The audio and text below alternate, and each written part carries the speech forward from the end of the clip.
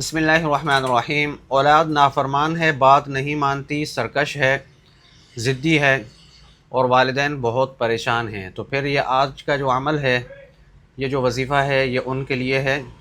आपने सूरह हूद की आयत नंबर 56 अऊज़ु बिल्लाहि मिनश शैतानिर रजीम बिस्मिल्लाहिर्रहमानिर्रहीम इन्नी तवक्कलतु अलल्लाहि रब्बी व रब्बिकुम मा मिन दाब्बतिन इल्ला हुवा आखिज़ुम बिनासियतिहा इन्ना रब्बी अला सिरातिम मुस्तकीम।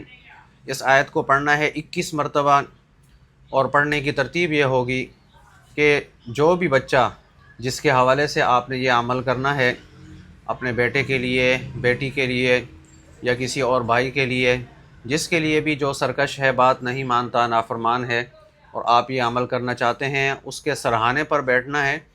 और बैठने के बाद अगर हो सके तो उसके सर के बालों को आप अपने हाथों में पकड़ लें। 2-4 बाल, 6 बाल, जितने भी आप उसके बाल पकड़ सकते हैं, अपने हाथ में वो बाल पकड़ के उसके बाद आपने 21 मरतबा इन्नी तवक्कलतु अलल्लाहि रब्बी व रब्बिकुम मा मिन दाब्बतिन इल्ला हुवा आखिज़ुम बिनासियतिहा इन्ना रब्बी अला सिरातिम मुस्तकीम, ये वाला 21 मरतबा पढ़ के उन पे दम कर दें। यह अमल 11 दिन का है। और अगर आप उसकी पेशानी के पास नहीं बैठ सकते, उसके करीब नहीं बैठ सकते, तो फिर आप किसी चीज़ पर दम करके उसको खिला दें, तो इंशाअल्लाह उससे भी फ़ायदा हो जाएगा और वो नाफरमानी छोड़ देगा, ज़िद छोड़ देगा, बात मानेगा, फरमानबरदार और मुती हो जाएगा।